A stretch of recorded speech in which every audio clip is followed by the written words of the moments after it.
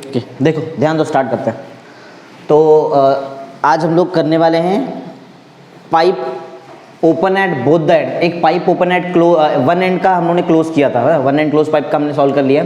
इससे पहले हम लोग पहले पढ़ते हैं कंसेप्ट ऑफ एंड करेक्शन। एक बार एंड करेक्शन आ जाएगा तो डेरिवेशन थोड़ा इजी हो जाता है। देखते हैं एंड करेक्शन के बारे में। पहले भी मैंने तुमको बताया था, जो हमारा पाइप का लेंथ रहता है, एक्चुअल लेंथ एल, और जो लेंथ होता है एयर कॉलम का, ये दोनों अलग अलग रहता है। स्मॉल एल और कैपिटल एल अलग रहता है। अगर कैपिटल एल का तुमको आंसर चाहिए तो ये आंसर होता है स्मॉल एल प्लस ई। ये ई सिर्फ, ये जो फॉर्मूला है ये सिर्फ अप्लाई होता है वन एंड क्लोज पाइप पे। मतलब एक एंड जब क्लोज रहेगा तो ही अप्लाई कर सकते, तो ही कैपिटल एल का आंसर एल प्लस ई रहता है, बराबर। लेकिन अगर अब ये ई जरा समझ लो, ई क्यों होता है। देखो हमेशा ओपन एंड पे एंटी नोड बनता है ऐसा ऊपर, बराबर। ये कभी भी पाइप के लेवल पे नहीं बनता है।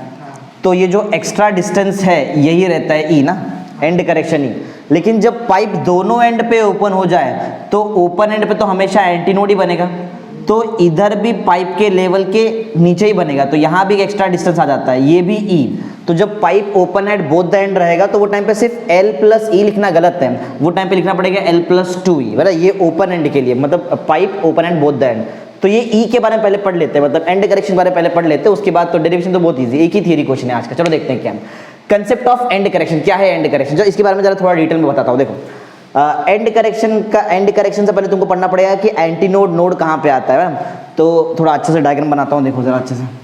हमेशा पाइप में जो ओपन एंड है, ओपन दिख रहा है ये वाला ओपन एंड, ओपन एंड पे हमेशा एंटी नोड ही बनता है। हमेशा ओपन एंड पे एंटी नोड ही बनेगा। ओपन एंड इधर भी है, ये बोथ द मतलब दोनों एंड ओपन पाइप है, समझा, बोथ एंड ओपन पाइप। तो यहाँ भी एंटी नोड बनने का ही चांस है, ऐसा है। लेकिन अगर मैं इसको क्लोज कर दूं यहाँ पे तो नोड बन जाएगा, ऐसा है। तो बोलने का सिंपल मतलब है जहाँ भी ओपन है वहाँ एंटी नोड बनता है, और जहाँ भी क्लोज रहेगा वहाँ पे नोड बनता है। ठीक है, चलो पढ़ते हैं। और ऐसा क्यों होता है, बहुत इसका बहुत सिंपल सा आंसर है। अब पार्टिकल को देखो एंटी नोड का लॉजिक क्या है। एंटी नोड पे जो ये रहता है, क्या बोलते हैं, एम्पलीट्यूड, वो सबसे ज्यादा रहता है, मैक्सिमम एम्पलीट्यूड रहता है एंटी नोड पे। मालूम है ना, एंटी नोड पे जो भी रहता है एम्पलीट्यूड सबसे ज्यादा रहता है, और नोड पे जो एम्पलीट्यूड रहता है वो सबसे कम रहता है, ऐसा है। तो बहुत सिंपल सा आंसर है, समझो। इसको हम लोग क्लोज लेके चलते तो एकदम क्लियर समझ में आ जाएगा। यहाँ पे हमारा नोड है और ऊपर यहाँ पे एंटी नोड है। बताओ जब ये तुम्हारा एयर कॉलम जब ये वाइब्रेट होने वाला रहेगा तो उस टाइम पे कौन सा पार्टिकल ज्यादा वाइब्रेट कर सकता है। ये जो ऊपर वाला ये ओपन एंड का पार्टिकल यहाँ पे ये मीडियम का पार्टिकल यहाँ पे जो है वो ज्यादा वाइब्रेट करेगा, कि जो अंदर है वो ज्यादा वाइब्रेट कर सकता है। जो ओपन पे है ये ज्यादा वाइब्रेट कर सकता है। रीजन बहुत सिंपल सा है, ये बहुत फ्री है यहाँ पे ना, यहाँ पे फ्री स्पेस है उसको वाइब्रेट करने के लिए। अगर ज्यादा वाइब्रेट कर सकता है मतलब ज्यादा एम्पलीट्यूड रहेगा, ज्यादा एम्पलीट्यूड मतलब कंफर्म वहां पे एंटी नोड ही बनने वाला है। सिंपल सा मतलब रीजन बता रहा हूं कि एंटी नोड ही क्यों बनता है ओपन पे और नोड ही क्यों बनता है क्लोज पे। एक बार फिर से जरा सुन, देखो एंटी नोड का सिंपल मतलब है मैक्सिमम एम्पलीट्यूड, ज्यादा एम्पलीट्यूड मतलब एंटी नोड, ऐसा है। मालूम है ना ये सब चीज। एंटी नोड मतलब रहेगा ज्यादा एम्पलीट्यूड, ऐसा है। तो ये जो ओपन एंड का यहाँ पे जो भी ये मीडियम का, यहाँ पे जो भी मीडियम का पार्टिकल रहेगा और यहाँ पे क्लोज्ड एंड पे जो भी मीडियम का पार्टिकल है, दोनों में से ज्यादा अच्छी तरह से वाइब्रेट करने के लिए कहाँ पे ज्यादा फ्री स्पेस है, ऊपर ना। ओपन पे यहाँ पे ज्यादा फ्री स्पेस है उसको वाइब्रेट करने के लिए। ज्यादा फ्री स्पेस है, ज्यादा अच्छे से वाइब्रेट करेगा, तो ज्यादा एम्पलीट्यूड से वाइब्रेट करेगा। ज्यादा एम्पलीट्यूड से वाइब्रेट कर रहा है मतलब वो एंटी नोड है, समझा ना। यहाँ पे स्पेस वाइब्रेट करने के लिए बहुत कम है, समझा। स्पेस वाइब्रेट करने के लिए क्योंकि बहुत कम है, इसके लिए यहाँ पे जो पार्टिकल है वो ज्यादा अच्छे से वाइब्रेट नहीं कर सकता है। मतलब एम्पलीट्यूड कैसा रहेगा, बोलो, कम रहेगा ना। कम एम्पलीट्यूड मतलब नोड, सिंपल आंसर। तो एंटी नोड हमेशा ओपन एंड पे बनता है और नोड हमेशा कहां बनता है, क्लोज एंड। बहुत सिंपल सा। चलो पढ़ते हैं फटाफट पॉइंट। पढ़ो, क्या पढ़ो। When a air column vibrates either in pipe closed eight one and, एक एंड पे क्लोज है, या फिर दूसरा क्या है, और ओपन एट बोथ एंड। दोनों केस में कहीं भी कोई भी केस रहने दो, हमेशा ओपन एंड पे क्या बनता है, एंटी नोड, और हमेशा क्लोज्ड एंड पे क्या बनेगा, नोड। इसका रीजन भी तुमको पहले से बता दिया मैंने, किधर क्या, हाँ, open at both the end. Boundary condition demands that there is always an antinode. हमेशा एंटी नोड कहां पे, कहां पे एंटी नोड, कहां पे एंटी नोड, कहां पे, ओपन एंड पे, बराबर। Boundary condition demands that there is always an antinode at the open end. Reason तुमको बताया, ओपन एंड पे एंटी नोड इसलिए क्योंकि यहां का पार्टिकल बहुत फ्री है वाइब्रेट करने के लिए। ब्रैकेट में लिखा भी देखो, since the particle of the medium are free. यहां पे जो पार्टिकल वो ज्यादा फ्री रहेगा ना वाइब्रेट करने के लिए, ऊपर खाली जगह पूरा, समझा। यहां पे इधर पार्टिकल ज्यादा वाइब्रेट कर सकता है क्या, नहीं, यहां पे नोड रहेगा। आगे पढ़ते हैं, हाँ। And node at the close and, हमेशा क्लोज एंड पे क्या बनने वाला है, नोड। उसका रीजन बहुत सिंपल सा है, नोड क्लोज एंड पे ही क्यों बनता है, क्योंकि यहाँ का पार्टिकल ज्यादा वाइब्रेट कर ही नहीं सकता है, ज्यादा जगह ही नहीं, वहां पे फ्री है ही नहीं वो। Since hardly there is freedom for particle to move. समझा पहला पॉइंट क्या है, एंड करेक्शन में पहला पॉइंट समझा, बहुत सिंपल सा आंसर इसका। सिंपल आंसर क्या है, एंटी नोड हमेशा ओपन एंड पे, नोड हमेशा क्लोज एंड पे। रीजन याद है, एंटी नोड ओपन एंड पे क्यों बनता है, क्योंकि यहाँ पे फ्री स्पेस बहुत ज्यादा है वाइब्रेट करने के लिए, राइट। और नोड हमेशा क्लोज एंड पे क्यों बनता है, क्योंकि यहाँ पे हमेशा स्पेस, फ्री स्पेस कम है, और कम रहेगा तो कम एम्पलीट्यूड, कम एम्पलीट्यूड होता है नोड। सिंपल आंसर, बेसिक आएगा तो बहुत ईजी है। चलो आगे पढ़ते हैं क्या है, देखो अब जो एंटी नोड बनता है ओपन एंड पे और जो नोड बनता है क्लोज एंड से बहुत फर्क है। जरा देखो, नोड एग्जैक्टली देखो कहां पे बन रहा है, नोड बराबर जहां पे पाइप एंड होता है ना, एंड, वहां करेक्ट बनता है नोड। लेकिन जहां पे पाइप जो है, जहां पे पाइप एंड होता है ओपन एंड वाले केस में, वहां पे एम्प्टी नोड नहीं बनता है, उससे थोड़ा ऊपर बनता है एंटी नोड। समझा ये क्या है, जरा ध्यान समझो, इसका भी रीजन तुमको बताता हूं क्या हो रहा है। सुनो, नोड जो है वो हमेशा कहां बनने वाला है, पाइप के क्लोज्ड एंड पे, और एकदम देखो पाइप का एंड वाला लेवल पे बना है, देखो बराबर उसकी लाइन पे आ रहा है एकदम। लेकिन एंटी नोड बराबर जो ओपन एंड है उसका एंड पे नहीं बनता है बराबर से, वो कहां बनेगा, उससे थोड़ा ऊपर बनता है। और यही डिस्टेंस को तो बोलते हैं हम लोग एंड करेक्शन ना, ई, इसको ही तो बोलते हैं एंड करेक्शन ही। अब ऐसा क्यों हुआ, ये एंटी नोड थोड़ा ऊपर कैसे बन गया, इसका भी रीजन है। देखो इसका बहुत सिंपल सा रीजन है, एक क्वेश्चन का आंसर दो। ये जो डॉटेड लाइन मैंने बनाया यहाँ पे, और ये जो मैंने यहाँ पे सॉलिड लाइन बनाया है, देख रहे दो लाइन, एक डॉटेड लाइन और एक सॉलिड लाइन। यहाँ पे मीडियम का पार्टिकल्स रहेंगे ना, मीडियम का पार्टिकल रहेंगे। तुमको मालूम है एंटी नोड किधर बन सकता है, जहां पे मीडियम का पार्टिकल ज्यादा अच्छे से वाइब्रेट कर सकता है कि जहां पे कम अच्छे से वाइब्रेट करेगा, ज्यादा अच्छे से। तो ये दिख रहा है सॉलिड वाले लाइन पे पार्टिकल ज्यादा अच्छे से वाइब्रेट कर सकता है कि पाइप के एंड पे अच्छे से वाइब्रेट कर सकता है। ये दिख रहा है यहाँ पे ऊपर सॉलिड लाइन, क्योंकि ये तो पूरा ही फ्री हो गया यहाँ पे, बराबर ना, पूरा ही फ्री हो गया। देखो ना, ये कुछ ज्यादा फ्री नहीं है ऊपर, और हमको ज्यादा फ्री स्पेस चाहिए पार्टिकल को वाइब्रेट कराने के लिए ना, और कम फ्री स्पेस चाहिए नोड पे। समझ में आया एंटी नोड ऊपर क्यों बना, उसका बहुत सिंपल सा आंसर है, एंटी नोड वहीं बनता है जहां पे पार्टिकल ज्यादा अच्छे से वाइब्रेट कर सकता है, ज्यादा एम्पलीट्यूड से वाइब्रेट कर सकता है। ये लेवल पे ज्यादा अच्छे से वाइब्रेट नहीं कर सकता क्योंकि पूरा फ्रीडम नहीं है उसको, यहाँ पे पूरा फ्रीडम नहीं। देखो पाइप के एंड पे पूरा फ्रीडम नहीं देगा, लेकिन पाइप के एंड से थोड़ा ऊपर जाएंगे उसको बहुत ज्यादा पूरा 100 डिग्री का पूरा, 100% का पूरा उसको फ्रीडम मिलेगा आजू बाजू मूव होने के लिए। इसलिए एंटी नोड हमेशा पाइप के ओपन एंड के थोड़ा ऊपर बनता है। समझा, सिंपल सा। चलो पढ़ते हैं, पढ़ो क्या, The antinoid is not formed exactly at the open end of the pipe। समझा, एंटीनोड हमेशा exactly open end पे नहीं बनता है, बनता है क्या इधर, नहीं, उससे थोड़ा ऊपर बियॉन्ड आगे बनता है ना। बट पढ़ो, but is slightly beyond the open and. समझा, हमेशा एंटीनोड ओपन एंड के थोड़ा आगे ही बनने वाला है। समझा ना, इसका रीजन तुमको बताया था मैं। एंटीनोड बोलो ओपन एंड के आगे क्यों बन रहा है, क्योंकि बहुत ज्यादा फ्रीडम है उसको ऊपर वाइब्रेट करने के लिए ना, ज्यादा फ्रीडम रहेगा तो ही एंटी नोड बनता है, ऐसा है। चलो तो किधर थे हम लोग, हाँ इधर ना, द ओपन एंड, एज पढ़ो, एज से as the air is more free, ज्यादा फ्री है। ये जो सॉलिड लाइन पे जो भी एयर का पार्टिकल है वो बहुत ज्यादा फ्री है एज कंपेयर टू ये जो डॉटेड लाइन ना, मतलब जो open end, exact open end से। As the air is more free to vibrate there in comparison to the air inside the pipe. Pipe के अंदर के एयर से पाइप के बाहर वाला एयर ज्यादा अच्छे से वाइब्रेट कर सकता है ना, पूरा फ्रीडम है उसको। समझा पॉइंट क्या है, देखो दो कंसेप्ट तुमको अभी तक मैंने सिर्फ सिखाया। पहला पॉइंट ये बताया कि हमेशा एंटी नोड कहां बनता है, ओपन एंड पे, और नोड हमेशा कहां बनता है, क्लोज। इसका तुमको रीजन बताया था। एंटी नोड ऊपर बनने का, ओपन पे बनने का एक ही रीजन है, रीजन ये है कि एंटी नोड बनने के लिए कैसा वाइब्रेशन चाहिए, मैक्सिमम वाइब्रेशन ना, और मैक्सिमम वाइब्रेशन फ्री पे मिलता है हमेशा। नोड बनने के लिए कैसा, मिनिमम वाइब्रेशन चाहिए, और मिनिमम वाइब्रेशन कहां मिलता है तुमको, क्लोज पे मिलता है। सिंपल सा आंसर। फिर सेकंड पॉइंट में ये देखा कि हमेशा एंटी नोड एग्जैक्टली पाइप के ओपन एंड पे नहीं बनेगा, उससे थोड़ा ऊपर ना, बियॉन्ड बनेगा। रीजन क्या था बताओ इसका ऊपर बनने का, क्योंकि इधर बहुत ज्यादा फ्रीडम है ना, यहाँ पे पाइप के ओपन एंड से ऊपर थोड़ा क्या है, ज्यादा फ्रीडम है। ध्यान दे, सब समझ आ रहा है ना। हाँ, तो आगे पढ़ते हैं, देखो नेक्स्ट वाला पॉइंट, तो पढ़ो पॉइंट क्या, देखो ऑल्सो द एयर पार्टिकल। हाँ, ये पॉइंट थोड़ा सा कंफ्यूजन टाइप है। तो देखो यहाँ है ना, ये जो डॉटेड लाइन जो मैंने बनाया, यहाँ पे जो भी एयर का पार्टिकल है वो उतने अच्छे से वाइब्रेट नहीं कर सकता है। अगर वाइब्रेट करने भी लगा ना, वो रिफ्लेक्ट होके थोड़ा ऊपर चले जाता है। समझ आ रहा मैं क्या बोल रहा हूँ, ये दिख रहा है, ये वाला रीजन, ये वाला पॉइंट, ये इस पे तुम्हारा एयर का जो भी पार्टिकल, एयर के मीडियम का पार्टिकल, वो उतने अच्छे से वाइब्रेट कर ही नहीं सकता, क्योंकि फ्रीडम नहीं है उतना यहाँ पे, इससे ज्यादा फ्रीडम ऊपर है। और समझा, तो यहाँ पे जब वो वाइब्रेट करने ट्राई करेगा, वो रिफ्लेक्ट होकर कहाँ चले जाता है, ऊपर चलेगा, जहाँ एंटी नोड बनता है। चलो पढ़ो, also air particle in the plane of open end, ये दिखाई दे रहा है प्लेन ऑफ ओपन एंड, ये इस पे यहाँ पे जो एयर का पार्टिकल है, also the air particle in the plane of open end of pipe are not free to move in all सब डायरेक्शन में मूव नहीं हो सकता है, बताया ना तुमको। कौन किसकी बात कर रहा हूँ हम लोग, ये चीज की बात कर रहे हैं। दिख रहा है यहाँ पे पाइप का जो ओपन एंड है, यहाँ पे जो पार्टिकल है वो उतना फ्री नहीं है एज कंपेयर टू, देखो थोड़ा ऊपर ना, समझ में। तो देखते कहाँ थे हम लोग, हाँ एक बार फिर से पढ़ो क्या पॉइंट देखो। Also the air particle in the plane of open end of the pipe are not free to move in all सब डायरेक्शन में, वहां का पार्टिकल मूव नहीं हो सकता है बराबर। तो क्या होएगा वो रिफ्लेक्ट होके ऊपर चले जाता है ना। और रिफ्लेक्शन टेक्स प्लेस, पढ़ो क्या है, reflection takes place at the plane of small plane, at the plane पे जो है ना, यहां पे क्या हो जाएगा रिफ्लेक्शन, और तुम्हारा पार्टिकल थोड़ा डिस्टेंस कवर करके ऊपर चले जाता है। हाँ, reflection takes place at the plane at small distance outside the pipe. समझे पॉइंट क्या है, यहां पे रिफ्लेक्शन होगा और तुम्हारा पार्टिकल ऊपर जाएगा, बाहर जाएगा। आउटसाइड द पाइप गया कि इनसाइड द पाइप आया, तो ऊपर ही गया ना, सिंपल सा। समझा तुमको 3 पॉइंट क्या है ये, समझा। थोड़ा ये बहुत इंपॉर्टेंट है, ये तो बाकी तो डेरिवेशन ऐसे कंप्लीट कर देंगे, यही थियरी क्वेश्चन में टाइम जाएगा बस, बाकी और कुछ। देखो एक बार फिर से बता देता हूं, देखो क्या क्या हुआ है, सुनो आंसर दो फटाफट। मैंने तुमको सब कुछ बता दिया यहाँ पे क्या क्या होता है, बताओ। पाइप में क्लोज्ड एंड पे क्या बनता है, नोड बनेगा। रीजन बताओ, हमेशा नोड बनने का रीजन क्या है क्लोज्ड एंड पे, क्योंकि नोड बनने के लिए एम्पलीट्यूड कितना चाहिए, कम चाहिए, कम, सब मतलब 0 के आसपास एम्पलीट्यूड चाहिए। कम एम्पलीट्यूड चाहिए मतलब पार्टिकल ज्यादा वाइब्रेट करना चाहिए, कम वाइब्रेट करना चाहिए, कम। और कम वाइब्रेशन यही पॉसिबल है, नीचे ही कम वाइब्रेशन, इधर तो ज्यादा फ्री, यहाँ पे ज्यादा वाइब्रेशन पॉसिबल है। समझा नोड बनने का रीजन यहाँ पे, ये पहला पॉइंट में बताया था। पहले पॉइंट में एक और चीज बताया, हमेशा एंटीनोड कहाँ बनता है, ओपन एंड पे।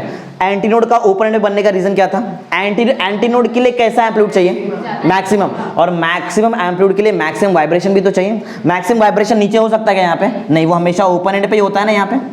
ये पहला पॉइंट था। सेकंड पॉइंट मैंने तुमको ये बताया कि एंटीनोड एक्चुअल में देखा जाए तो बराबर पाइप का ओपन एंड के प्लेन पे नहीं बनता है, उससे थोड़ा ऊपर बनता है ना, ऊपर बनता है। इसका भी रीजन बहुत सिंपल था सेकंड पॉइंट में। 2 केस इमेजिन करो, ये जो डॉटेड लाइन वाला प्लेन है और ये जो सॉलिड लाइन वाला प्लेन है, दोनों में से कौन सा पार्टिकल ज्यादा अच्छे से वाइब्रेट कर सकता है, सॉलिड लाइन वाला ना, क्योंकि ऊपर एयर में उसके पास तो पूरा 360 डिग्री का फ्रीडम है, कहीं भी मूव कर सकता है, समझा। तो हमको तो ज्यादा फ्रीडम चाहिए, ज्यादा वाइब्रेशन चाहिए ना एंटीनोड बनने के लिए। इसके लिए पाइप के ओपन एंड के प्लेन से ऊपर जो है ना सॉलिड लाइन वाला प्लेन, वो ज्यादा अच्छे से वाइब्रेट कर सकता है, इसलिए एंटीनोड हमेशा पाइप के प्लेन के ओपन एंड के प्लेन के ऊपर बनता है। समझे पॉइंट नंबर 2। पॉइंट नंबर 3 में अभी क्या बताया मैंने तुमको, कि अगर यहां का पार्टिकल वाइब्रेट करने का ट्राई भी करे तो भी क्या करेगा, थोड़ा वाइब्रेशन के बाद, मतलब पूरी तरह से वाइब्रेट नहीं कर सकता, थोड़ा वाइब्रेशन हो जाएगा और फिर वो क्या हो जाएगा, रिफ्लेक्ट होगा। कहां चले जाएगा, पाइप के अंदर के पाइप के बाहर, पाइप के बाहर, इसलिए एंटीनोड बाहर बनता है, अंदर नहीं बनता है। सिंपल सा आंसर है। समझा पॉइंट नंबर 3।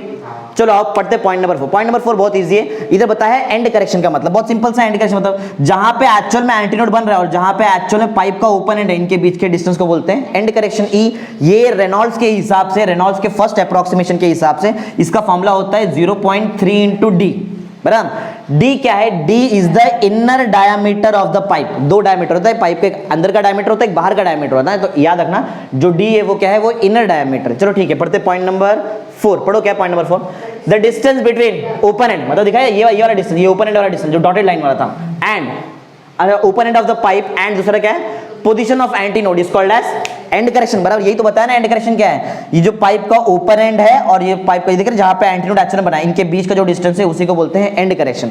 नेक्स्ट वाला पॉइंट में तुमको सिखा दिया है, ये 0.3D वाला फॉर्मूला किसने दिया है, रेनॉल्ड्स के, उसके फर्स्ट अप्रोक्सीमेशन के हिसाब से। चलो पढ़ते हैं पॉइंट नंबर 5। पढ़ो क्या, according to Reynolds to the first approximation the end correction at the end is given by, E का आंसर कितना रहता है 0.3D। तुमको ये बताया कि डी मतलब क्या है, स्मॉल डी क्या होता है, इनर डायमीटर। वर्नियर कैलिपर से निकालते हैं अंदर का डायमीटर, बाहर का भी निकाल सकते हैं, ठीक है। Where D is the inner diameter of pipe, समझा, मालूम ना, इनर डायमीटर 2 डायमीटर रहता है पाइप का, बराबर, ठीक है। आगे बढ़ते हैं। हाँ, इसीलिए जो होता है, देखो अब मैं तुमको 2 चीज यहां पे क्लियर कराता हूं। ये जो पाइप का लेंथ है, एक्चुअल पाइप का लेंथ, बोलो क्या लेते हैं हम लोग उसको, स्मॉल एल लेते हैं, याद है। और एंटी नोड से लेके नोड तक का डिस्टेंस को क्या लेते हैं, कैपिटल एल। ध्यान दो, ये स्मॉल एल को बोलते हैं लेंथ ऑफ द पाइप, ये पाइप का एक्चुअल लेंथ है, बराबर। ये कैपिटल एल को बोलते हैं length of air column. Air column क्या, क्यों एयर कॉलम बोला, एंटी नोड से लेके कहां तक का डिस्टेंस है, ये नोड तक का, समझा। ये दोनों सेम रहता है कि अलग अलग रहता है, अलग अलग, समझा। तो इसीलिए कोई भी ऑर्गन पाइप में स्मॉल एल और कैपिटल एल का आंसर अलग अलग रहता है, समझा पॉइंट क्या है। चलो पढ़ते पॉइंट नंबर 6। पढ़ो क्या है, 10 the length of air column, याद होगा कैपिटल एल को क्या बोलते हैं हम लोग, लेंथ ऑफ एयर कॉलम, ये है is different from the length of the pipe, right है, बराबर। चलो अभी और ये क्या है, ये वन एंड क्लोज पाइप है क्या, both the end open pipe है, वन एंड क्लोज पाइप। इसमें क्या होता है, अगर मैं एल का आंसर निकालू, अच्छा एक बात बताओ, एंड करेक्शन ऊपर है कि नीचे, एक है कि दो है, एक ही है, तो जो कैपिटल एल का आंसर रहेगा वो क्या रहेगा, स्मॉल एल प्लस ऊपर का एंड करेक्शन ई। समझा, ये वन एंड क्लोज पाइप के लिए तुम्हारा लेंथ ऑफ एयर कॉलम का फॉर्मूला है। अगर मैं both the end open pipe लूं, बराबर, तो बताओ यहां पे जो है, यहां पे क्या बनेगा, यहां पे एंटी नोड बनने का चांस है कि नोड बनने का चांस है, हमेशा ओपन एंड पे एंटी नोड ही बनता है। पाइप के प्लेन में बनेगा कि नीचे बनेगा, नीचे बनेगा ना, बियॉन्ड ना, थोड़ा नीचे वाला डिस्टेंस बनेगा, यहां बनेगा एंटी नोड। क्या इधर भी फिर तुमको एंड करेक्शन देखने मिलेगा, इधर भी है, इसलिए अगर समझो both the end open pipe है तो उसमें लेंथ ऑफ एयर कॉलम क्या रहेगा, स्मॉल एल प्लस 2e। समझा, क्योंकि ऊपर भी एक है नीचे भी एक ही है, यही नेक्स्ट वाला पॉइंट है। चलो पढ़ते हैं, किधर गया, पढ़ो। For a pipe closed eight one and, and correction is given, one and के लिए, वन एंड मतलब स्मॉल एल प्लस ई, और both the end open pipe रहेगा तो स्मॉल एल प्लस 2e। समझा एंड करेक्शन, बोलो इजी है, समझा रहेगा एंड करेक्शन। चलो अभी फटाफट डेरिवेशन चालू करते हैं। ये मैं पहले इसलिए करा क्योंकि इसके बिना तुमको यहाँ का डेरिवेशन है, ये भी डेरिवेशन एग्जैक्टली पहले जैसा ये सब कुछ, बराबर। याद है क्या करते हैं, एल के फॉर्मूले से लैम्बडा निकालते, v is equal to N lambda में से एन निकाल लेते, बस खत्म, इतना ही रहता है। फंडामेंटल फ्रीक्वेंसी निकालते, ओवरटोन निकालते, हार्मोनिक्स निकालते हैं, वो सब तुमको सिखाया ना शॉर्टकट कैसे देखने का, ठीक है।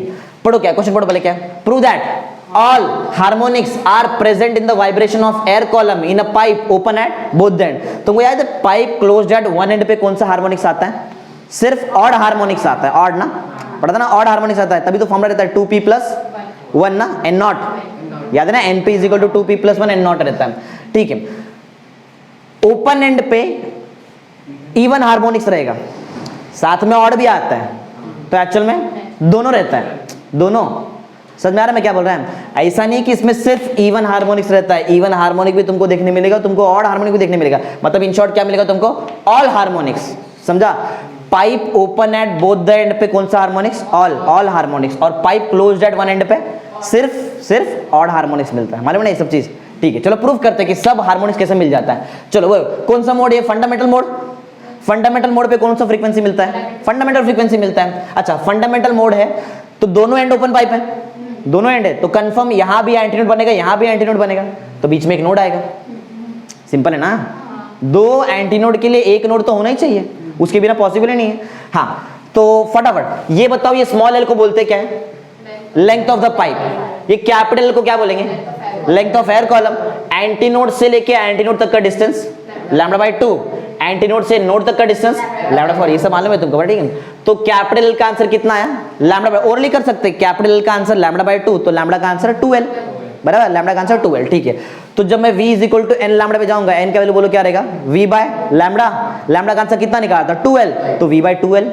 याद है इसका तुमको मैंने न्यूमेरिकल भी कराया था, तो उधर कराया था हमेशा n का वैल्यू होता है v by 2l for both the end open pipe ना, और वन एंड क्लोज पाइप के लिए नीचे 4l होता है, v अपॉन 4l, मालूम है ना ये सब चीज।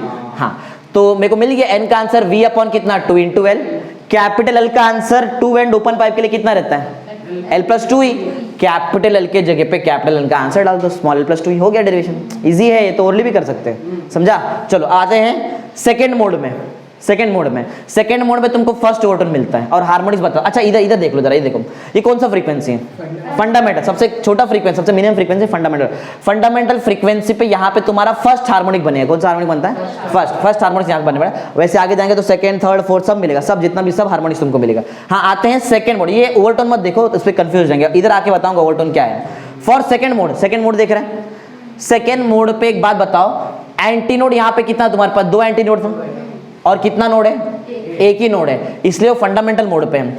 अब जरा देखो, ये सेकंड मोड है ना, सेकंड मोड का मतलब है तुमको 2 एंटी नोड मिलेगा, सॉरी 2 नोड मिलेगा, और बाकी एंटी नोड अपने खुद से डिसाइड करो। बहुत सिंपल है, हमेशा एक ज्यादा एंटी नोड रहता है नोड के हिसाब से। एक नोड तो कितना एंटी नोड, 2, बराबर। अगर 2 नोड तो 3 एंटी नोड, 1 2 3। देखो समझ आ रहा है क्या, अरे रूल है सबका, सिंपल कंसेप्ट, ठीक है। चलो तो तुमको समझा। अच्छा लूप बताओ, कितना लूप है इसमें प्रॉपर, एक लूप पूरा है, बराबर, बाकी 2 आधा लूप है ना, ठीक है। बताओ जरा फटाफट, ये कितना देता है डिस्टेंस, लैम्बडा बाय 4, ये लैम्बडा बाय 4, ये लैम्बडा बाय 4 और लैम्बडा बाय 4 2 लैम्बडा बाय 4 मतलब लैम्बडा बाय 2, और ये lambda by 2, lambda by 2 plus lambda by 2 lambda. तो इसके लिए एल का आंसर क्या रहेगा, याद है सेकंड वाले पार्ट से लैम्बडा लिखते हैं, लैम्बडा 1 लिखते हैं, और थर्ड में लैम्बडा 2 लिख देते हैं, मालूम है ना सब चीज, पहले भी किया, पहली बार नहीं कर रहे हम लोग, ठीक है। ओरली ये भी ओरली कर सकते हैं। एल का आंसर क्या आएगा? लैम्बडा 1, मतलब लैम्बडा 1 का आंसर एल, सिंपल है। फिर से वही formula, v is equal to N lambda नहीं, अब v is equal to n1 lambda 1, तो n1 का answer v by lambda 1, lambda 1 तो पहले निकाला, तो v अपॉन कितना आएगा? v अपॉन l, l ना, अरे लैम्बडा 1 का आंसर सिर्फ l था, 2l लिखा क्या मैंने? नहीं, बराबर ना, v अपॉन l रहेगा। तुमको l का मालूम है answer, open both the end open pipe के लिए क्या रहता है? l प्लस 2e, मतलब v upon small l plus 2e, बराबर है। लेकिन मुझे ना इसको इससे रिलेट करने का, तभी तुम्हारा पड़ेगा ना 1 and 2 टाइम्स n है, 3 टाइम्स n है, बराबर। तो ये फॉर्मूले के हिसाब से नीचे क्या चाहिए था बताओ तुमको? यहाँ पे 2 चाहिए था ना। अरे ये तुम्हारा आंसर आ चुका है, v अपॉन l प्लस 2 तुम्हारा आंसर आ गया है, खाली मुझे इसको इससे रिलेट करने का है। तो ऐसा इमेजिन करो कि मैंने ऊपर नीचे 2 से मल्टीप्लाई किया है, देखो ना ऊपर भी 2 से मल्टीप्लाई किया, नीचे क्यों किया? मुझे ये वाला पार्ट यहाँ पे लेके आने का है ना। अरे हमेशा इंटीग्रल मल्टीपल ऑफ होता है ना, फंडामेंटल फ्रीक्वेंसी हार्मोनिक्स, हार्मोनिक्स अगर तुमको चाहिए तुमको हमेशा इंटीग्रल मल्टीपल ऑफ लेके चलना पड़ेगा। यहाँ पे इंटीग्रल मल्टीपल नहीं आया तो बना देंगे, नीचे 2 चाहिए, 2 लेके आए और ऊपर 2 है। देखो ये वाला पार्ट बताओ क्या है? ये जो ब्रैकेट लिखा है मैंने, ये ब्रैकेट क्या है? ये ब्रैकेट तुम्हारा n है, फंडामेंटल फ्रीक्वेंसी, तो n1 का आंसर कितना आएगा? 2n। देखो n1 का आंसर 2n, तुमको ये भी सिखाया था। ये नंबर बताओ क्या बताता है? हार्मोनिक्स बताता है। ये वाला नंबर क्या बताता है? ओवरटोन। बहुत सिंपल सा आंसर है, कौन सा ओवरटोन बताओ? First overtone. कौन सा हार्मोनिक्स है? सेकंड। तो जो फ्रीक्वेंसी है वो रिप्रेजेंट करता है सेकंड हार्मोनिक्स को और फर्स्ट, इसके मैंने यहाँ पे फर्स्ट ओवरटोन लिखा है, सिंपल है, बोलो इजी है, इतना कुछ हार्डवर्ड नहीं। आते हैं थर्ड मोड पे, ये ओवरटोन मत याद रखो ना, मोड तो याद रहेगा तुमको, fundamental mode, first mode, second mode, ठीक है। सेकंड सॉरी फंडामेंटल मोड, कोई फर्स्ट मोड बोलते हैं ना, fundamental mode, second mode, third mode. Third mode पे आओ, थर्ड मोड मतलब कितना नोड रहेगा बताओ? कितना नोड रहेगा? फंडामेंटल मोड पे एक ही नोड, सेकंड मोड पे 2 नोड, थर्ड मोड पे 3 नोड, जितना भी नोड उससे एक ज्यादा एंटी नोड। देखो एक नोड है, 2 नोड है, 3 नोड है, लेकिन एंटी नोड देखो चेक करो 1 2 3 4, सिंपल है, बहुत सिंपल है, समझा। आगे बढ़ते फटाफट इसका आंसर निकालते, ओरली भी कर सकते हैं, बोलो। ये कितना रहता है? ये मतलब लैम्बडा हो गया, इतना लैम्बडा हो गया, और ये वाला पार्ट और ये वाला पार्ट मिला कितना होता है? Lambda by 2, lambda plus lambda by 2, 3 lambda by 2। लेकिन लैम्बडा नहीं बोलेंगे, 3 लैम्बडा 2 बाय 2, लैम्बडा नहीं बोलेंगे। जैसे इधर लैम्बडा 1 बोला, इधर क्या बोलेंगे? लैम्बडा 2, समझा? बोलो तो एल बोलो कितना है? 3 लैम्बडा 2 बाय 2, लैम्बडा 2 बताओ? 2 बाय 3 एल। अरे ओरली कर सकते, इतना थोड़ी देखने की भी जरूरत नहीं है। तो लैम्बडा 2 का आंसर क्या रहेगा? 2 बाय 3 एल, एल ना, हाँ। तो लैम्बडा 2 का मेरा आंसर 2 बाय 3 एल है, वही फॉर्मूला, वही logic. v is equal to N lambda नहीं, v is equal to n2 lambda 2। क्या निकालेंगे? n2, n2 का फॉर्मूला क्या रहेगा? v बाय लैम्बडा 2, लैम्बडा 2 आया था, 2 बाय 3 तो 3 ऊपर चले जाएगा, 3 बाय 2 1 बाय l, 3 बाय 2 ना, 3 बाय 2 मतलब v by l, 3 by 2 v by l। l तुमको मालूम है क्या होता है ओपन एंड के लिए? Both the and, l plus 2e। अब जरा ध्यान दो, यहाँ पे जो बना है ना, इसमें मुझे मैनेज करने की जरूरत नहीं, इसमें ऑलरेडी ये वाला पार्ट आ जाता है। देखो 3 बाय 2 में 2 को अंदर रखते, 3 को बाहर रखो। ये पार्ट बताओ क्या है तुम्हारा? ये फंडामेंटल फ्रीक्वेंसी है, तो इधर n डाल दो, 3 into n आ गया, तो बताओ तुम्हारा n2 का आंसर कितना आया? 3n। बोलो कौन सा हार्मोनिक? Third harmonic. बोलो कौन सा ओवरटोन? सेकंड। खत्म, the frequency represents third harmonics and second overtone. समझा है ना? इजी है, समझा? तो ये तुम्हारा open and, both the end open pipe भी हो गया। इसमें क्या आता है? ऑल हार्मोनिक्स ना। देखो फर्स्ट हार्मोनिक आया, सेकंड हार्मोनिक आया, थर्ड, आगे करते करते हो तुमको सब हार्मोनिक मिलेगा, समझा? तो यहां पे अगर मैं कंटिन्यू करूं सेम वे में तो सब हार्मोनिक तुमको मिलता जाएगा। अगर मुझे सब इंटीग्रल मल्टीपल लिखना है, तो मतलब इंटीग्रल लिखना है जितना भी है, तो मैं लिखूंगा p+1 n नॉट लिखो या तो n लिखो, तुम्हारी मर्जी। हम लोग न्यूमेरिकल में n नॉट लेते हैं, बाकी थियरी में n ले लेते हैं, समझा? तो ये जो np है, np का आंसर में क्या लेगा? p+1। अब इस केस में तुम्हारा जो p का वैल्यू बताओ वो 0 से चालू होएगा, 0 से चालू होएगा, आगे सॉन जाएगा। p का वैल्यू 0 डाल दो, p का वैल्यू 0 डालो, कितना आएगा बताओ? p का वैल्यू 0 डाला मतलब कौन सा ओवरटोन है? हाँ, p का वैल्यू 0 डाल दिया ना, 0 तो ओवरटोन बोल सकते हैं, या तो फंडामेंटल मोड बोल सकते हैं, ठीक है ना? इस केस में जो तुमको फ्रीक्वेंसी मिलेगा फंडामेंटल फ्रीक्वेंसी मिलेगा, ठीक है ना? p का वैल्यू 1 डालेंगे, फर्स्ट ओवरटोन ना, 1 डालो, 1 + 1 कितना आएगा? 2n। याद है फर्स्ट ओवरटोन पे तुम्हारा हमेशा आंसर 2n आता है, चाहिए तो चेक करो, फर्स्ट ओवरटोन के लिए तुम्हारा आंसर हमेशा 2n आता है, राइट आ रहा है बरा? ये फॉर्मूला समझ में आया? समझा? ये भी तुमको शायद दिखाया था ना मैंने, 2p+1 और एक p+, समझा? p+1 क्यों लिखते हैं यहाँ पे, ठीक है? तो आगे वही सब कुछ लिखा है, नया नया चीज नहीं है बरा। चलो पढ़ो, क्या है पढ़ो? By continuing in similar way the frequency np for the pth overtone. ये np रिप्रेजेंट करता है कौन सा ओवरटोन है? pth ओवरटोन, ठीक है? NP का आंसर कितना रहता है? P + 1 N, बराबर ना? N को क्या बोलते हैं? ये N क्या रहता है? बोलो, अरे आना चाहिए तुमको। ये N है फंडामेंटल फ्रीक्वेंसी, ये P + 1 क्या है? ये हार्मोनिक है, ये P क्या है? ओवरटोन है। सिंपल है। देखो यहां से ना एक लॉजिक समझ में आता है, जो भी ओवरटोन है उससे एक ज्यादा हार्मोनिक है। थोड़ा दिमाग लगाओ ना, समझा? इधर फर्स्ट ओवरटोन था, सेकंड हार्मोनिक था। देखो सेकंड ओवरटोन था, थर्ड हार्मोनिक्स है। पैटर्न रहता है हर जगह पे, समझा चाहिए। और ये तुमको एंड करेक्शन तो सिखाई दिया मैंने, सिखाया ना एंड करेक्शन क्या रहता है। चलो आगे बढ़ते हैं, आगे पूरा का पूरा डेरिवेशन से, कुछ नया चीज नहीं है। करके दिखाओ क्या ऐसे एक्सप्लेन कर दूं? बोलो बोलो, क्या करूं? करके दिखाओ कि ऐसे एक्सप्लेन करूं? चलेगा? चलेगा ना? इतना हार्ड वाला डेरिवेशन नहीं है। हम लोग यहाँ पे पढ़ने वाले हैं। पढ़ो क्वेश्चन, पढ़ो क्या है, बहुत इजी सा है, एकदम छोटा सा करेंगे। And correction for pipe open at both the and, मतलब ऐसा पाइप है दोनों एंड से ओपन है, वो बराबर दोनों एंड से ओपन है। तो इसके लिए हम लोग एंड करेक्शन ई का आंसर निकालेंगे। एंड करेक्शन किसका आंसर निकालेंगे? ई। कुछ एजम्पशंस करना पड़ेगा यहाँ पे, जरा ध्यान दो। जो पाइप का डायमीटर है वो सेम है। पाइप का डायमीटर कैसा है? सेम है। दो पाइप ले रहे हैं, दो पाइप का डायमीटर सेम है, लेकिन दोनों का लेंथ अलग अलग है। एक का लेंथ है स्मॉल L1 और दूसरे का लेंथ क्या है? Small L2। बोलो समझ में आ रहा है? एक का लेंथ क्या है? स्मॉल L1 और दूसरे का लेंथ क्या है? स्मॉल। पाइप का लेंथ बोल रहा है, एयर कॉलम का लेंथ नहीं बताया। एयर कॉलम का लेंथ कैपिटल L होता है, मालूम है? हाँ ठीक है। तो L1 L2 समझा क्या है? ये दो पाइप का अलग अलग लेंथ है, दोनों का डायमीटर कैसा है? सेम है। अब जरा आगे देखो, ये क्या आया, जरा ये देखो, कोई दिमाग लगाओ और बताओ ये V = 2 N1 L1 कहां से लिखा मैंने? V = 2 N2 L2 कहां से लिखा? बताओ जरा, ये 2 कहां से आ गया? हाँ, V = N लैम्डा होता है ना, वो 2 कहां से आ गया वहां पे? 2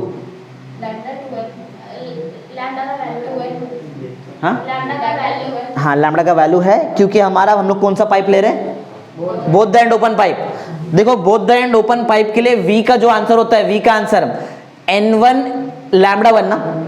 N1 लैम्डा 1 में जब भी हम लोग यहाँ पे वैल्यू, देखो यहाँ से निकालो ना, यहाँ से V का आंसर निकालो। V का आंसर देखो N = V/2L है ना। V का आंसर निकालो, यहाँ से कितना आएगा? 2NL आएगा ना? आएगा ना? अगर मैं क्लोज्ड पाइप लूं, वन एंड क्लोज्ड पाइप, तो बताओ वहां पे क्या आएगा? V = 4NL। याद है? बराबर ना? हाँ, तो जब मैं उसका डेरिवेशन कराऊंगा तो 4 आएगा, तो पूछना नहीं कहां से आया 4। समझा? ठीक है। तो समझा मैंने 2N1 L1 और 2N2 L2 की पहली बात समझा। 2 क्यों लिया? समझा है क्या? क्योंकि both the end open pipe है। और यहाँ पे 4 क्यों लिया? वन एंड क्लोज पाइप है। अब एक बात बताओ, ये दोनों इक्वल टू कैसे हो गया? बताओ। ये वेलोसिटी किसका रहता है? साउंड का। साउंड का वेलोसिटी कोई भी एयर कॉलम में जाओ तो वो तो सेम ही रहेगा ना, वो थोड़ी चेंज होता है।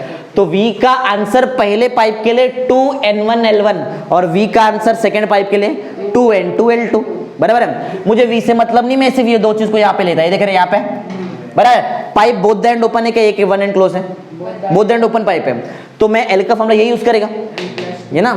तो N1 L1 = देखो यहाँ पे 2 लिखा पहली बात, तो 2 कैंसिल हो गया। N1 को एज इट इज लिखा है, L1 का वैल्यू डालेंगे। L1 का वैल्यू 1 क्या रहता है? L1 + 2E। अब 1 आएगा यहाँ पे। अगर तुम लोग L1 निकाल रहे हो तो 1 डालना, और L2 निकाल रहे हो तो बोलो क्या आएगा? L2 + E1 में 2 में नहीं आता, E1 2 नहीं। E तो एंड करेक्शन सेम रहता है हर एक पाइप के लिए, 0.3D ही रहेगा वो। समझा? ठीक है। तो मैंने कैपिटल L1 का आंसर क्या लिया? Small L1 + 2E। और कैपिटल L2 का आंसर क्या है? Small L2 + 2E।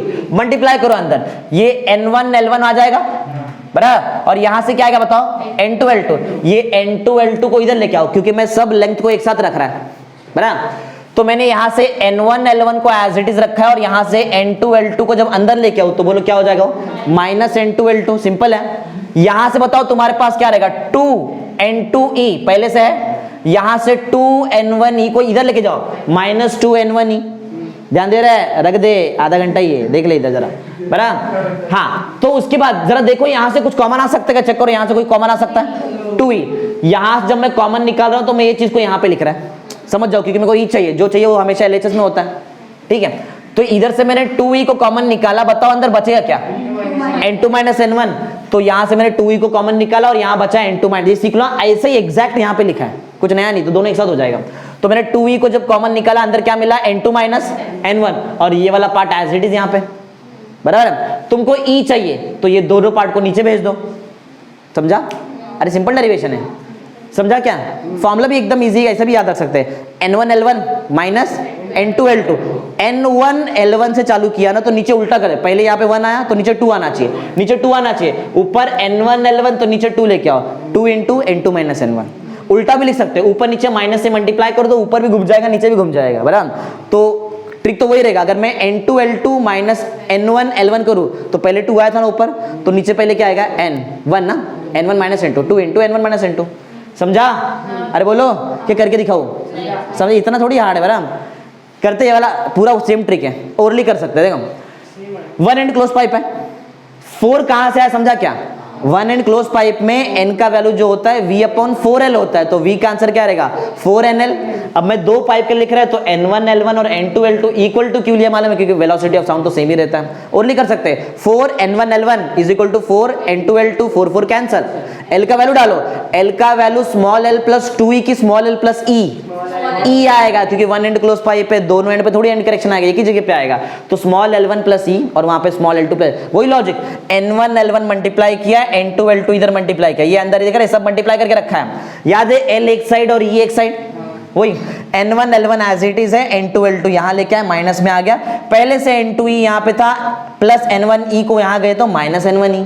तुमको चाहिए क्या? तुमको तो E चाहिए, तो यहां से कुछ कॉमन आ रहा है, पहले 2E आया था, अभी क्या आ रहा है E आ रहा है, E कॉमन निकालो, बचा क्या?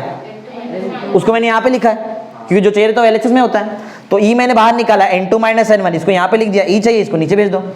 ट्रिक यहाँ भी लगता है N1 L1 minus N2 L2 upon नीचे 2 मत डालना, जैसे यहाँ पे 2 हटा दो बस, कितना आएगा N2 माइनस N1। 2 क्यों आया नीचे? क्योंकि ऊपर स्टार्ट कहाँ से हुआ, उल्टा करो, नीचे भी उल्टा करो, N2 L2 minus N1 N1 upon नीचे भी उल्टा है। बोलने का सिंपल ट्रिक क्या है, ऊपर 2 से चालू करो तो नीचे 1 से चालू करना बस, और ऊपर अगर 1 से चालू किया तो नीचे 2 से चालू करो, सिंपल है, समझा? समझ जाओ एकदम अच्छे से हम। चलो आगे बढ़ते हैं, नेक्स्ट पढ़ो क्या है, नेक्स्ट शो दैट ऑल, जैसे यहाँ पे ये देखा ना, यही डेरिवेशन फिर से रिपीट हो रहा है वहां पे सेम, ये डेरिवेशन एयर कॉलम के लिए था, अब जो हम लोग कर रहे हैं वो किसके लिए? वो स्ट्रिंग के लिए। स्ट्रिंग मालूम, स्ट्रिंग देखा ना, दोनों एंड पे क्लोज रहता है, मतलब बांध के रखेंगे, स्ट्रेच करेंगे उसको, फंडामेंटल मोड पे करेंगे, फिर 2 जगह से स्ट्रेच करेंगे, फिर 3 जगह से प्लग करके उसको स्ट्रेच करेंगे, ऐसा। तो उसमें बोला है कि उसमें भी सब हार्मोनिक्स आता है। हार्मोनिक्स तो तुमको क्लियर हो गया सब कुछ क्या करने का है, एक ही तो घिसा पीटा वही चीज है। क्या करते पहले L से लैम्बडा निकालते, लैम्बडा का वैल्यू पुट करते V = NL में, N निकाल लेते हैं, सिंपल ना, वही तो है, और क्या चल रहा है, समझा? वही कर रहे हैं कभी से हम लोग, ठीक है।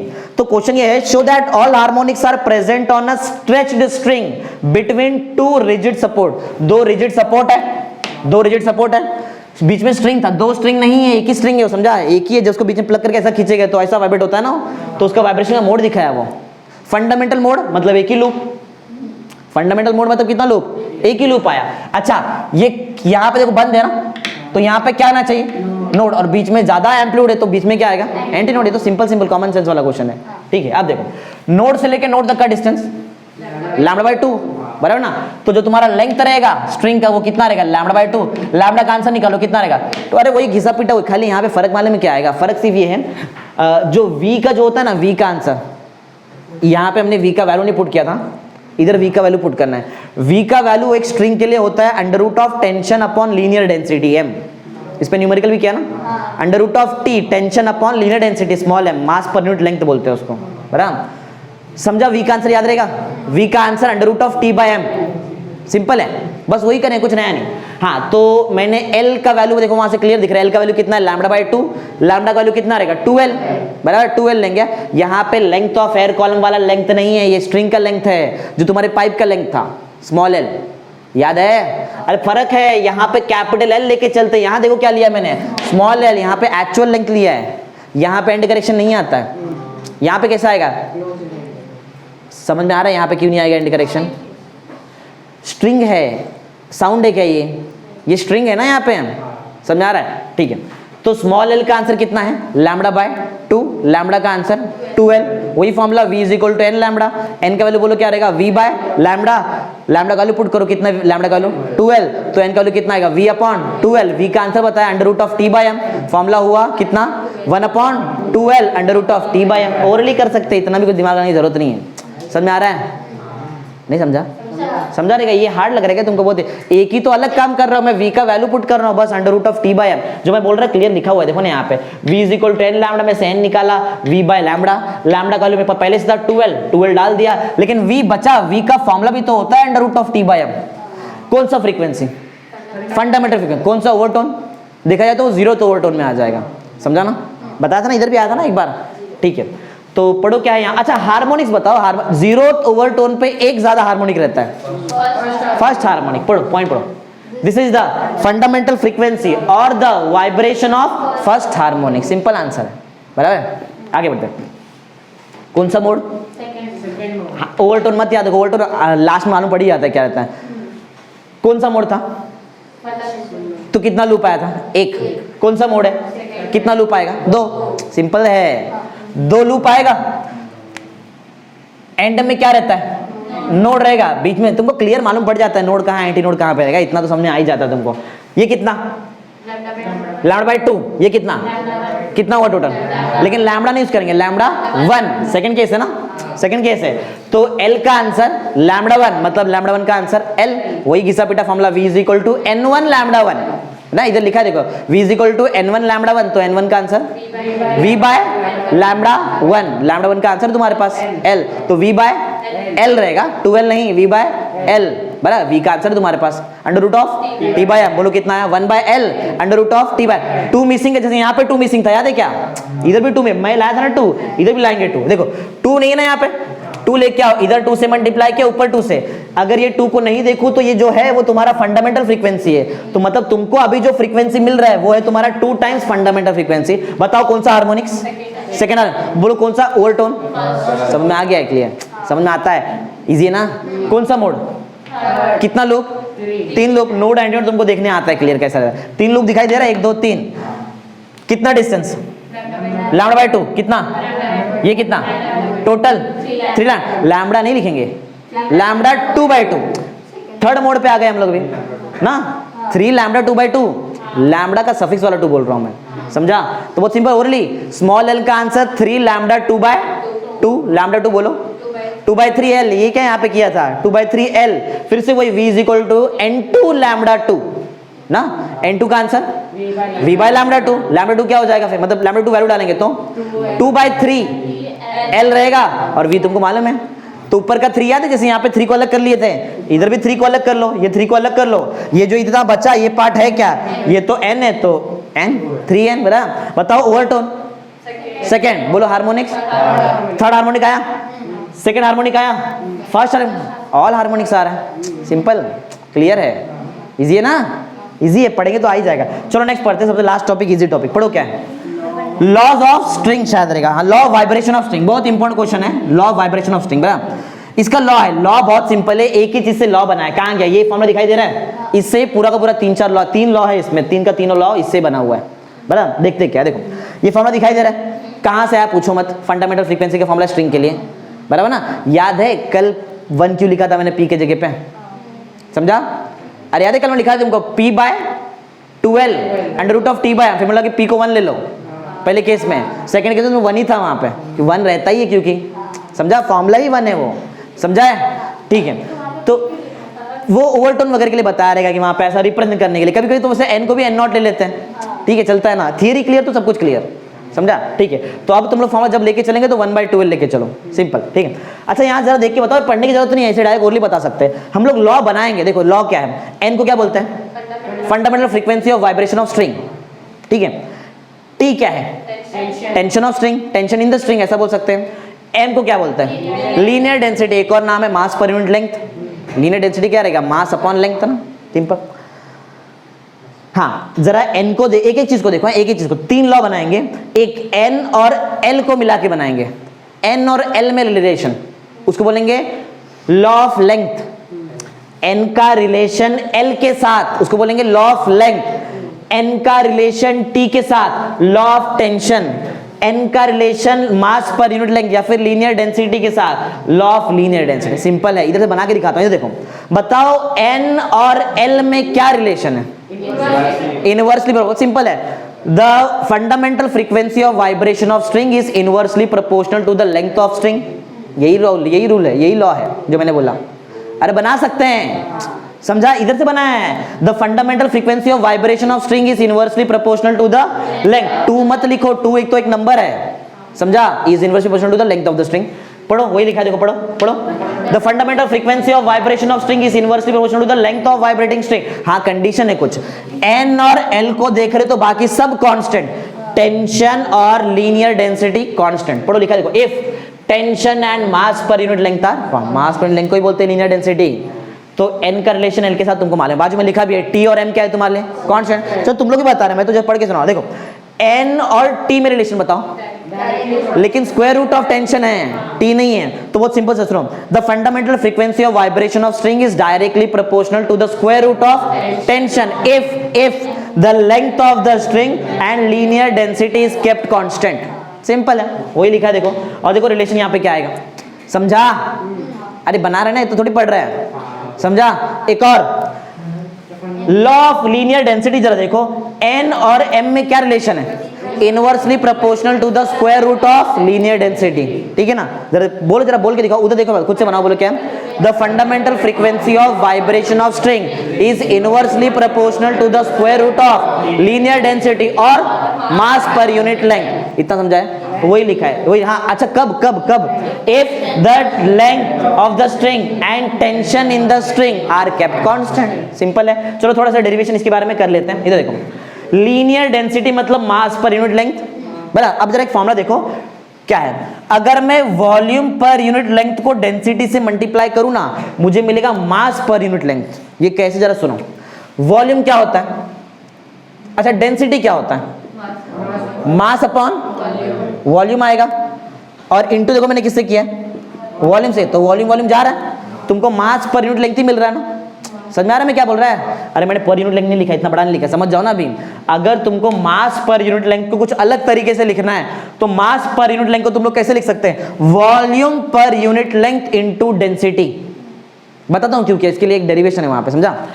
मैंने मास पर यूनिट लेंथ को कैसे लिखा है, वॉल्यूम पर unit length into density. Density ना, डेंसिटी मतलब मास अपन वॉल्यूम कैंसिल होके मास पर यूनिट लेंथ ही तो मिलता है ना तुमको। ठीक है, इससे फायदा क्या होगा जरा देखो। तो मैंने लीनियर डेंसिटी को क्या लिख दिया, वॉल्यूम पर यूनिट लेंथ इनटू डेंसिटी। अच्छा हम लोग स्ट्रिंग देख रहे हैं ना, स्ट्रिंग को अगर जूम किया जाए तो वो सिलेंडर होता है। स्ट्रिंग को जूम करेंगे तो वो जो स्ट्रिंग है वो सिलेंडर जैसा दिखता है ना, बराबर है। स्ट्रिंग मैंने क्या लिखा है, वॉल्यूम पर unit length into density. Volume of cylinder pi are square H होता है, लेकिन वो एच इस केस में हमारा लेंथ ऑफ द स्ट्रिंग हो जाएगा ना, मालूम है, ज्योमेट्री है। तो बोलो इसका ये स्ट्रिंग का वॉल्यूम क्या आएगा, pi are square l. Pi are square l दिखाई दे रहा है, लेकिन वॉल्यूम नहीं लिखा है। पढ़ो आगे क्या, वॉल्यूम पर यूनिट लेंथ। वॉल्यूम को डिवाइड करो लेंथ से, और इनटू किससे करने का हमको, डेंसिटी रो लिया है। क्या चेक करो, एल और एल कैंसिल हो रहा है, हो रहा है, तो बचा क्या, पाई आर स्क्वायर रो। ये किसका आंसर तुमको मिल गया, ये मिल गया तुमको आंसर लीनियर डेंसिटी का आंसर। इधर पुट करो, इस फॉर्मूले में पुट करो। देखो n is equal to 1/12 under root of t by m रहता है ना, m। अरे एक मैंने रिलेशन निकाल दिया, थोड़ा और डिटेल में कर रहे हैं हम लोग, ऐसा है बराबर। m के जगह पे m का वैल्यू पुट करो, क्या आएगा, पाई आर स्क्वायर रो। अब यहां से और नया नया रिलेशन बनाओ। इधर देखो, n का रिलेशन बताओ r के साथ, स्क्वायर रूट ऑफ, नहीं गलत हो गया इधर। देखो r नहीं है वो, r स्क्वायर है। The fundamental frequency of vibration of string is inversely proportional to the radius of the string ना, r string का रेडियस होता है ना, बराबर है। एक और रिलेशन बताओ, n का रिलेशन डेंसिटी के साथ कैसा है, inversely proportional to square root of, इधर आएगा square root of density. Simple है, समझा? बोलो क्लियर है? वो डेंसिटी मटेरियल का, तुम्हारा material of the string, density of material of the string, बराबर समझा? चलो एक बार पढ़ लो, लास्ट पढ़ो क्या है, 10 the fundamental frequency of vibration of string, stretched string is inversely proportional to radius. याद है रेडियस को इनवर्सली प्रोपोर्शनल था, और inversely proportional to the square root of क्या था, डेंसिटी भी है, and inversely proportional to the square root of मैंने बताया डेंसिटी किसका, मटेरियल ऑफ द स्ट्रिंग का, समझा? Density of the material of the vibrating string. समझा क्या हुआ आज? बोलो समझा आज क्या क्या पढ़ाया तुमको? क्लियर है एकदम? देखो आज क्या पढ़ा है, सबसे पहले तुमको पढ़ाया मैंने यहाँ पे, ये आज सबसे पहले तो ये पढ़ा तुमको एंड करेक्शन, बहुत इजी था। एंटी नोड हमेशा कहाँ बनता है, ओपन एंड बनता है, और नोड हमेशा कहाँ बनता है, क्लोज एंड बनता है। एंटी नोड ओपन एंड पे क्यों बनता है, क्योंकि वहां पे वाइब्रेशन अच्छे से हो सकता है, ज्यादा वाइब्रेशन चाहिए, ज्यादा एम्पलीट्यूड मिलेगा, ज्यादा एम्पलीट्यूड मतलब एंटी नोड। क्लोज एंड पे हमेशा क्या बनता है, नोड। नोड क्लोज एंड पे ही क्यों बनता है, क्योंकि वहां पे एम्पलीट्यूड कम चाहिए, और क्लोज पे एम्पलीट्यूड मतलब वाइब्रेशन हो ही नहीं सकता है, समझा। रेनॉल्ड्स के हिसाब से एंड करेक्शन का वैल्यू क्या होता है 0.3d, वहां पे d क्या रहता है इनर डायमीटर होता है, ठीक है, ये भी तुमको याद है। वन एंड क्लोज पाइप के लिए कैपिटल L का आंसर क्या रहता है L+E, लेकिन both the end open pipe रहेगा तो L+2E, याद है तुमको, ठीक है। हमेशा जब भी हम लोग both the end open pipe लेंगे तो ऑल हार्मोनिक्स आता है, इवन आता है कि ऑड आता है, ऑल हार्मोनिक्स सब आएगा तुमको, देखो सब मिला ना यहाँ पे, समझा है ना। हाँ, यहाँ पे याद रखने के लिए फंडामेंटल के लिए एक नोड ऐसा, सेकंड मोड 2 नोड, समझा, ऐसा याद रखने बताया था। फिर तुमको पढ़ाया मैंने एंड करेक्शन किसके लिए, दोनों पाइप के लिए, ओपन एंड और क्लोज एंड, दोनों का फॉर्मूला याद है। ओपन एंड रहेगा तो नीचे 2 आता है और क्लोज एंड रहेगा तो नीचे 2 नहीं आता, बस यही फर्क है, यही फर्क है। फॉर्मूला बहुत इजी है, N2L2 minus N1L1 upon N1 minus N2, लेकिन साथ में 2 रहेगा ऊपर वाले के लिए और यहाँ पे 2 नहीं रहेगा, ठीक है। फिर तुमको पढ़ाया मैंने ये वाला केस, स्ट्रेच्ड स्ट्रिंग, ये भी ओपन जैसा ही काम करता है और इसमें भी ऑल हार्मोनिक्स आ जाता है, समझा, लेकिन इसमें एंड करेक्शन नहीं रहता है, साउंड वेव थोड़ी है, समझा, स्ट्रिंग पे वेव है ना, समझा ना लॉजिक क्या है। तो इसमें ये तो बहुत ही खाली इसमें एक नया चीज है, v का value √T/mt, tension in the string, m linear density, समझा। फिर तुमको पढ़ा मैंने law of vibration of string, बहुत इजी था, n और l कैसा प्रोपोर्शनल, इनवर्स नहीं, n और t directly proportional to the square root of tension in the string, n और small m inverse proportional square root of m के साथ। अच्छा, फिर मैंने ये याद है m को और थोड़ा मॉडिफाई भी कर दिया, n और r का relation inversely proportional to radius, n और डेंसिटी का relation inversely proportional to the square root of density, खत्म, समझा, समझा कैसे किया।